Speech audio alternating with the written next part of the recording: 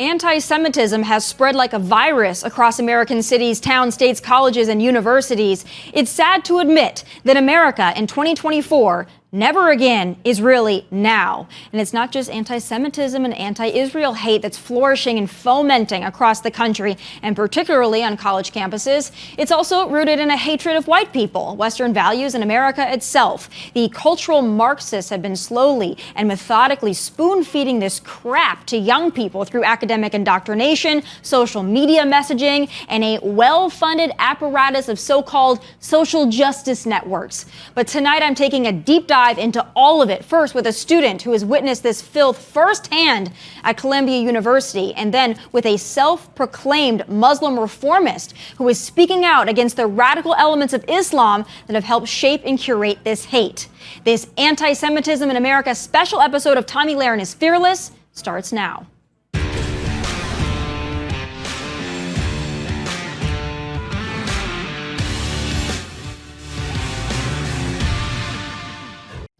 Columbia University has become the poster child for what happens when you allow the inmates to run the asylum. The fact that it took so long and took a full-blown insurrection for that campus administration to call in the NYPD is astounding, and it's deeply troubling. I can't imagine what it's like to be a student, let alone a Jewish student on that campus, to watch your friends and classmates turn on you with the uneducated excuse that Israel and the Jewish people, the most persecuted group in history, are somehow the oppressors that need to be driven out. But I want to welcome to the discussion Jonas, a student at Columbia who has witnessed it all and is bravely speaking out despite a lot of backlash. Jonas, thank you so much for being here. Thank you for having me. So I want to talk about some of the things that you've seen and how it's evolved, coming to that full-blown insurrection on Tuesday and everything that you've seen there. First, take me into what it was like to be there as you saw your campus being destroyed by your so-called fellow classmates. Well, I think the question that a lot of us were asking during this entire week is this really happening at Columbia University of all places?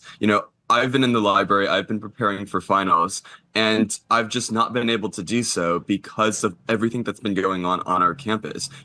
I'm there studying for finals, and I step out, and all of a sudden it's all of this commotion on Monday night saying that they're going to occupy Hamilton Hall. So as a journalist, I immediately go and try to videotape them and try to document what I'm seeing. And what I'm seeing is just mayhem. It's chaos. It is an insurrection, as you said. They're trying to take over one of Columbia's most important buildings.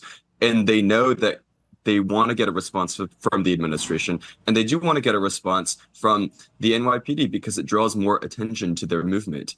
And so, I'm there, I'm documenting them, and it's just unreal what I'm seeing. They're smashing windows, they're barricading the doors with these giant metal tables that they're hauling from the nearby courtyard. They're forming human chains, trying to block press, trying to block people from accessing the hall. It's complete insanity. What's so interesting to me is that they love the cameras being there to document what they're doing because they're doing most of this for attention, or as they would say, awareness. But yet, when we have our Fox News cameras go down there, a lot of them put scarves in front of the cameras. They've all got masks on. They don't really want to talk to the press. There's a canned line that a lot of them have been repeating that they are not media trained, so they don't want to answer questions. It's obviously very coordinated. But, I want your take on that. If these people, they clearly love the spotlight of what they're doing, but they don't want to individually be recognized, why do you think that is? Yeah, and I think you hit on something that a lot of us journalists are very, very frustrated about, which is that this is a protest, this is a activist movement, yet they don't want the attention. They want the attention, but they don't want to be identified. They don't want to be filmed. When I went to the encampment and tried to take pictures, they would come by and ask me to talk to the media liaison first. Or in some cases, they would go around with holding up a blanket, preventing me from filming them. It was kind of crazy to see. And so one reason I would say is because I do think that the movement had an image problem. They did have an image problem in that there were anti-Semitic people saying anti-Semitic things within the encampment, within all of these protests. I'm not saying all of them are. I don't think most of the students are actually anti-Semitic. But there were people saying things like that. There were also people that were saying things that were supportive of Hamas and terrorism. And I think that because of that, they just told everyone a blanket, don't talk to the media. And so that aspect is, I guess, understandable, but it still points to a huge problem on their end. The other reason I have is just that a lot of these students they just want the community aspect of it. They want to be there with their friends in the encampment, protesting in front of Hamilton Hall. They don't really understand sort of the causes of the conflict. They don't understand the history of it possibly, but they see that the other side is associated with the NYPD coming onto campus, and they don't like the police, obviously.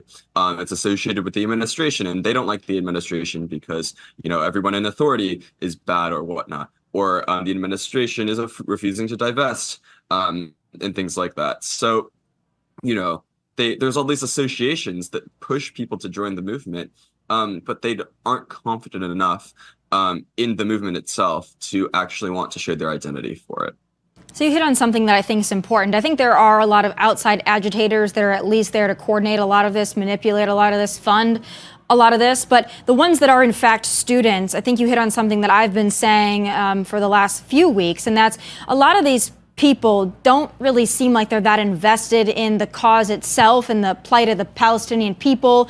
I don't know if most of them are really educated on exactly what's going on there, but I think you're right about something. They want to be part of something. Maybe these are individuals who have never really fit in anywhere. They're kind of the misfits of society, and they're trying to find somewhere that they belong. And for this month, at least, they've found this group. But then come June, they'll probably be LGBTQ. And then if there's a BLM cause, they will be BLM. How many of your fellow classmates, people that you actually have been able to identify that you've seen around campus before all of this, do you think maybe fit into that bucket of where they just kind of don't know where to fit in and this is now their chosen flavor of the month? I would say a majority of the support for this movement, I would categorize in what you just described. And I went to the encampment myself. It is a real community there. You go there. I could even go there as long as, I was wearing a mask and possibly a keffiyeh, as long as they didn't suspect me of being a Zionist or a member of the media. And you could get free food. You can get all your meals taken care of.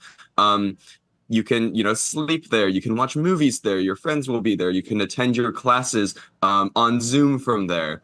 And so it was a real sense of community. And what I saw on social media were people posting that was the first time that they felt that they actually had a community at this university. And I do think that speaks to a lot of the mental health issues that are plaguing my generation. There's sort of a lack of strong institutions, strong values, strong principles that people can turn to in times of crisis. And instead, in its replacement, we have movements like, the encampment and the occupation and these social justice sort of things, even though they're not even coherent at all. We have, transgenders for Palestine, people waving signs saying that. We have people waving signs that say lesbians for liberation, right? These signs make no sense given what we know about how they treat these groups of people in Gaza. Yet you're right that these are going to carry over from month to month, from different movement to different movement. Jonas, I'm 31 years old, so I graduated college 10 years ago, all right? Back when I was in school, which wasn't that long ago compared to a lot of people in media, people that wanted to belong to something would go to the football game, or they would join a fraternity or a sorority, or they would join a club on campus. They would play intramural racquetball. They would do something to be around other students. Maybe they would join some kind of an academic club. Is that not something that's available at Columbia, or does it really not foster that kind of a community? Why are these students, why do they feel like they need to do this to have somewhere to belong? Is there nowhere else on campus they could belong that's not in the name of Hamas and terrorism? Well, the first thing I'll say is that Columbia does have fraternities. We do have clubs, but this is a political school. This is an activist school, and we have a rich culture of protesting. And I don't think there's anything wrong with that. I think that it's great to attend a school where so many people want to discuss the big issues. But the problem comes when they do so in a way that is disruptive and not conducive to actual dialogue. And I don't think the administration has helped in this regard either. There's been what we like to call is a war on fun of sorts. So what they've done in terms of Greek life, at least, is if you mess up as a fraternity, then they will investigate you and they will find out that, oh, you had like alcohol in the house or something like that. And they will discipline for you until they have enough reason to kick the fraternities out of their brownstones. And most of the fraternities are in university-owned brownstones. And so now the university has a free brownstone. And so what they do is, instead of putting another fraternity in there, they put special interest communities. So groups like, Hugh House, which is the queer special interest community where, you're not allowed to actually, tell people that you can, only if you're gay, you can, be in this club. But like, it's sort of, for context, this is also the brownstone that hosted the infamous Resistance 101 event back in March, where they invited extremist pro-Hamas people to come speak to them about resistance and protesting. There was somebody who was actually a member of a foreign designated terrorist organization who came onto Zoom and spoke to these students who were gathered in this brownstone because Columbia had denied them the right to have an event there, and Barnard had also denied them the right to have an event there. So the administration is also part of the problem, and that they're not fostering this kind of community. And we don't have a sports culture to begin with. So yeah, we have homecoming, but it's like it's uptown, nobody goes. People would rather stay here and stay in the library. So I do think there's a larger issue going on. Yeah, well, that's for certain. A lot of these protesters, whatever you want to call them, rioters in some case, insurrectionists maybe, since that's a hot term to be used in the last 4 years. A lot of these folks say that they are for free speech, that their First Amendment rights are under attack because NYPD was sent in, because their encampment needs to be cleaned up. So they hide behind the First Amendment for a lot of this. As somebody who loves the First Amendment, I might be able to take what they're saying and maybe give it a little credence possibly, but I have to ask you, if someone like myself were to come to Columbia University and host an event to talk about conservative America First values, perhaps why, we need to get America back to work, get America back to American values, maybe vote for Donald Trump, what would the reception of someone like me be on that campus? Would the First Amendment advocates stand up for my right to speak? Absolutely not. And I think we've seen that play out over the last couple of years at Columbia. I think you can probably predict what would happen, right? They would, first of all, put up numerous roadblocks to having you on campus. They would be like, you need to pay a security fee. You need to plan this more in advance. And they would not impose these restrictions on, progressive or liberal speakers. I mean, we have Hillary Clinton as a professor here. We had Kathy Hochul and Kamala Harris come last academic year. So clearly, this is sort of like a one-sided thing that we're seeing the administration doing. And, even once you do come on campus, there are probably going to be people protesting outside. There are going to be people that are inside who somehow got tickets, who are going to stand up and shout you down, right? And they'll do it under the guise of, oh, it's my right to free speech as well to shout you down. And they'll also write op-eds in the Columbia Daily Spectator, or campus newspaper, saying that we shouldn't be inviting people like you because it's hate speech, and hate speech is not free speech, even though a lot of these people are the same people that are allowing the hate speech, the anti-Semitic hate speech that we're seeing now, go unbothered. So it's hypocrisy at its finest. It's so interesting to me. I mean, I can't imagine what it's like to be a student on that campus, because these are supposed to be the brightest students in the country. I'm sure you're one of the brightest students in the country. You're obviously very well spoken. You're very driven. You want to be in journalism. But when it comes to your classmates, I mean, this is not what I would expect of the Ivy League. And I have to ask you, do you think, when you graduate from Columbia, that degree that says Columbia on it, do you think that there are going to be future employers that because of this are going to look at that and go, and maybe take a second look, given the connotation that now comes with your university? I have seen online, there have been people who, are HR managers or run companies, and I have seen them post in the recent days saying, I'm going to have serious doubts when I see a Columbia University graduate. And I think that's very, very troubling for the school, because that's going to impact future donations. That's going to impact the school's reputation. Now, I don't think that this will be the case for people like me who are very involved in political life, where you can just easily search up our names and see what position we've taken on these things. But I'm very grateful that I'm in that position, that I don't think the value of my degree personally will be impacted that much. But for someone who just came here to get a degree, to study, to, have fun, have a great college experience, I do feel for them that, the name on their degree is now going to be associated with all of this chaos that has engulfed our campus just this semester. So we'll have to see if the university can recover from this by actually taking a principled stance on issues like, protest and what we've seen in the last month. Yeah, I'm not going to hold my breath. I think now that, some of your classmates have gotten away with so much, the precedent has been set. So now every grievance that they have from here on out, for example, if Donald Trump were to win the election in November, I would assume a similar encampment and a similar tantrum would ensue. The precedent has now been set. So I hope I'm wrong. I hope Columbia is able to maintain order, at least some semblance of order moving forward. I hope they learn their lesson. I'm not going to hold my breath, but I do applaud you for being outspoken. I know you've gotten a lot of hate, a lot of backlash for it, but it's people like you that are going to rise above, and people like you that are going to have an actual future. And some of your classmates are going to be, doomed to living in a basement with probably 15 cats playing, World of Warcraft or whatever that people play now. But I think you've got a bright future. So congratulations to you for being one of the smart ones. And thank you so much for joining me. Thank you for having me. So the pro-terrorists on these campuses, both Muslim and non-Muslim, have had their say. But what about the Muslims in America who disagree with their narrative, who are disgusted by what they're seeing and how their religion is being used, depicted as a shield for hate? Asra Nomani is the author of Woke Army. She's an advocate, a self-proclaimed Muslim reformist, and she joins me now. Asra, it's so great to have you back in such an important time.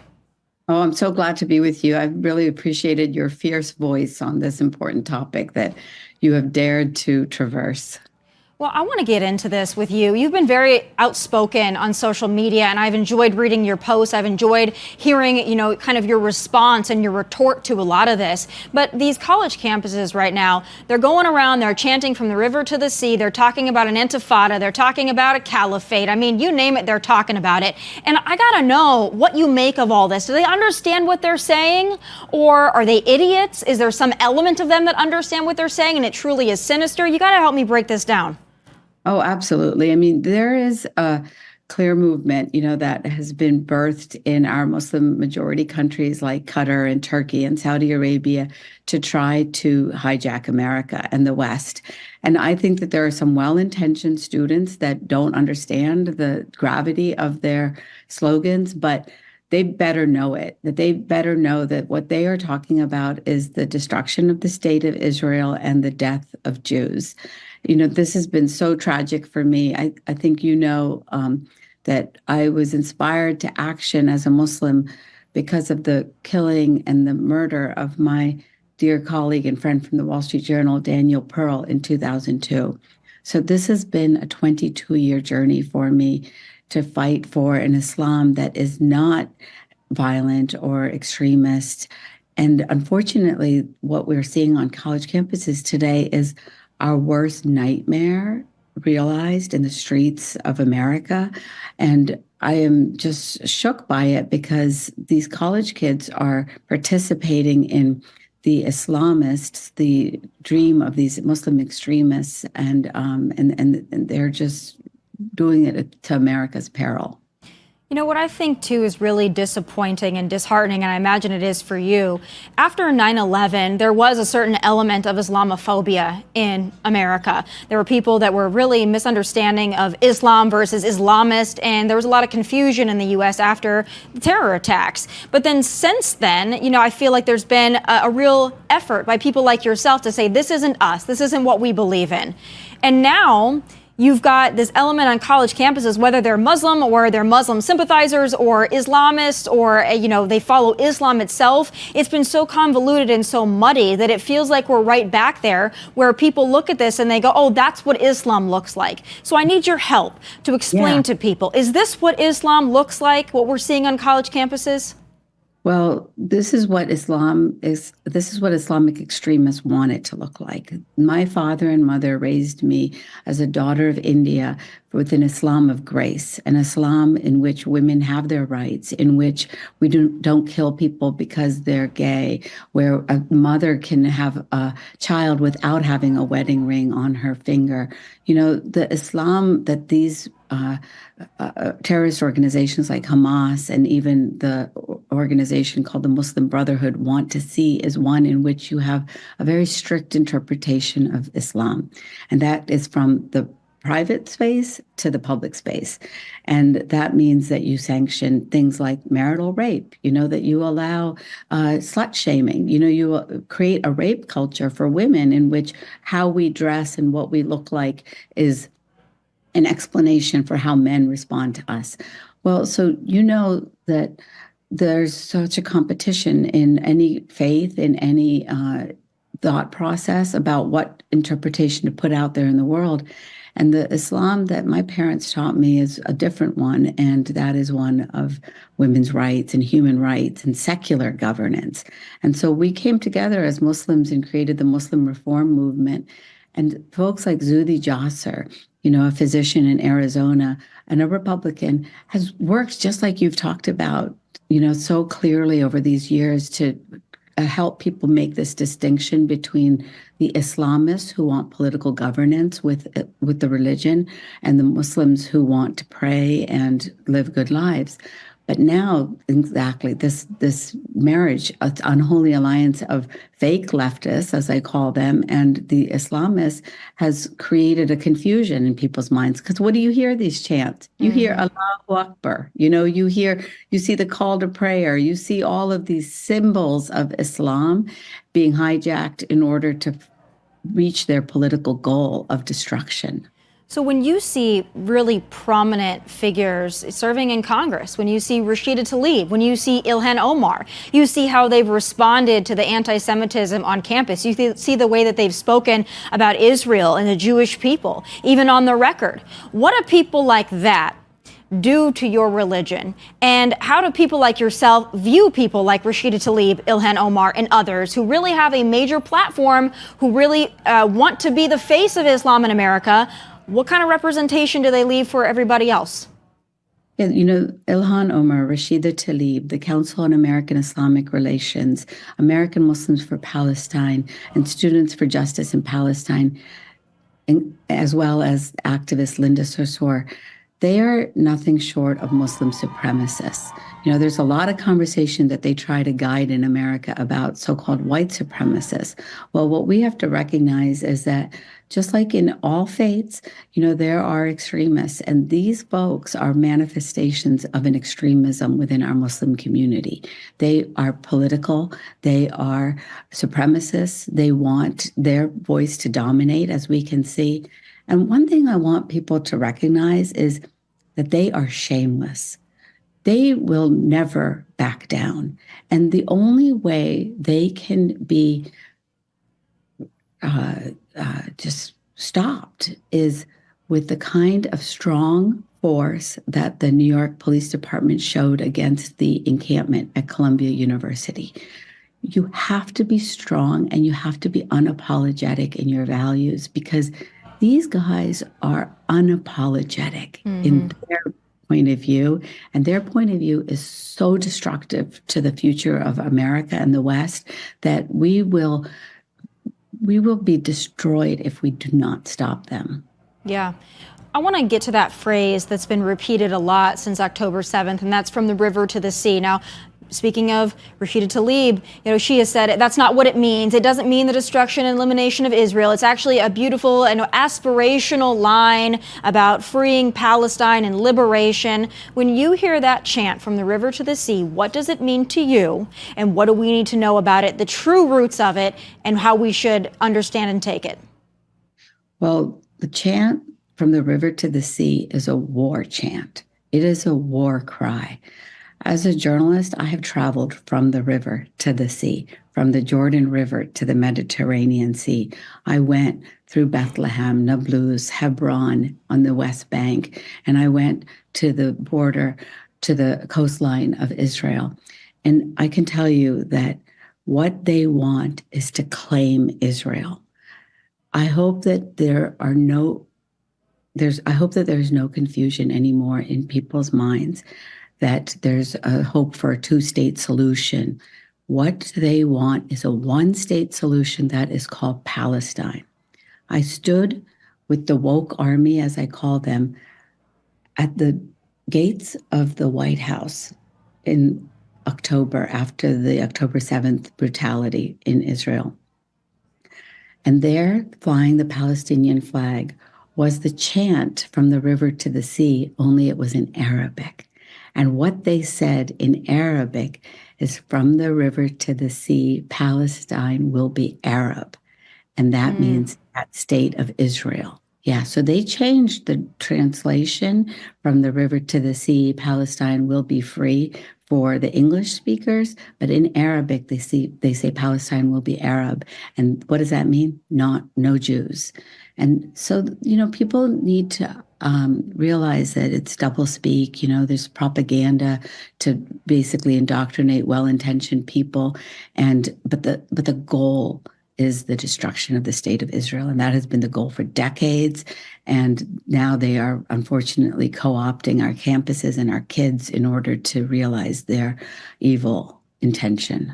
You talk about this a lot in Woke Army, and I'm so glad that you have. I mean, you really have given an instruction manual on how to identify all this stuff. But I want to talk about some of these groups that have been co-opted on college campuses. I think the most bizarre would be like the Queers for Palestine.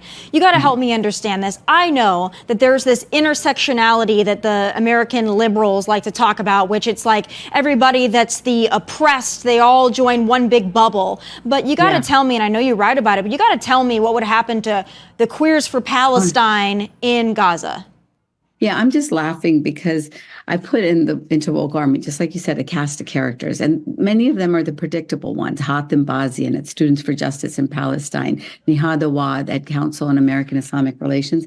But then I've added in here groups like Dream Defenders, an organization for kids on college campuses in Florida that have taken on DeSantis, on issues that are supposed to be, quote, left liberal ideas. MoveOn.org, Glenn Greenwald sits among them too. Leftist organizations and people like Queers for Palestine are walking with a target on their backs if they go through Gaza. I, as a Muslim woman, would be in the crosshairs of Hamas because of how I look, with my hair free in the wind and my voice expressed. These folks do not have a standing chance. And I want parents to recognize that their children are just cannon fodder for these Islamists and their nefarious intentions.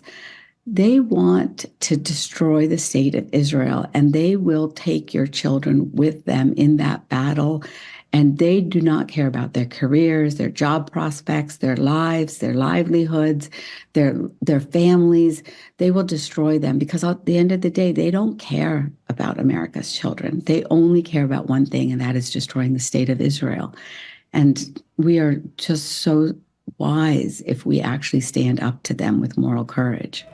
Not an easy thing to do, but I think what you said is so interesting. We know that Hamas and other Islamic terrorist groups use their own people as human shields. And now, in kind of a symbolic way, they're using our children and our young people as human shields for their propaganda and what they really want. They say they want to rid Israel off the face of the earth, but if it was Israel, then after that, it would be the USA and every other nation that believes in rights and self-determination, that believes in freedom. Anything that doesn't agree with their worldview, they would seek to eliminate. And Israel might be the first target, but it certainly wouldn't be the last. For folks out there that want to know more, and they want to know more about the Muslim reform movement and what true Islam means to people like yourself, where would they go to find that? And where can they go to find your book, The Woke Army?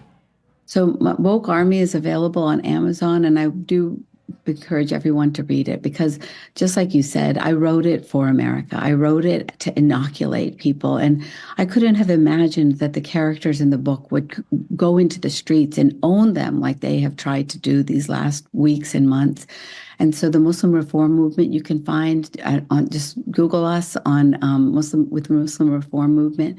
And there's another group called Clarity Coalition that includes Muslim reformers and ex-Muslims, along with Jews, Christians, and Hindus who are standing up against the Islamist threat to the world. And I encourage anyone in their organization to join our coalition because these are brave folks in their native countries, in Pakistan, Bangladesh, in the West, in the United States, standing up to this tyranny. And I hope you know that we're translating the real words. We know the real intentions, and they are focused on the destruction of the state of Israel and the state of the United States. They will do anything that they can, and we have to be clear-headed and strong in standing up to this woke army. Because strength is the only thing they respond to. Not capitulation, not a softening, not a collaboration, not a compromise. Strength is the only thing that these people will respond to. Thank you so much for everything that you do, for writing Woke Army and being so outspoken. We need more people out there just like you, but I'm honored to have you back again, and thanks for all that you're doing. Thank you so much for being such a voice of strength out there. I appreciate you so much. All right, folks, that does it for this special episode of Tomi Lahren is Fearless. Before I sign off for the night, I want to deliver a special announcement. Starting next Monday, May 13th, the show, Tomi Lahren is Fearless, will drop 5 days a week live on OutKick.com at a new time, 1 p.m. Eastern. Programming alert. Tomi Lahren is Fearless is going live at a brand new time, 1 p.m. Eastern, 5 days a week. You'll get the same hot takes. I want to talk about toxic masculinity. You know, I'd say a man who masquerades as a woman for attention, money, and celebrity status is the definition of toxic masculinity. The same tough questions. You were at the party, right? You admitted that you had sex with this girl. You didn't know that she was 17. You thought that she was 18 and older. Is that correct from your perspective? Absolutely, yeah. She looked me in the eyes, told me she was 18. We had a brief encounter. She was in control and capable the whole time. I'll have more losers to crown. And despite Nancy's striking resemblance to a real-life witch, I'm going to go out on a limb and say it's not magic or witchcraft that makes the Pelosi's so damn good at predicting the stock market. And they're at it again. And you know, I'll have some final thoughts. These people aren't coming here to earn the American dream. They're coming here to forcefully take it. If you're wondering where Joe is this week, well, so is he. Get ready for 5 times the Tomi. I'll see you right here at 1 p.m. Eastern weekdays on OutKick.com.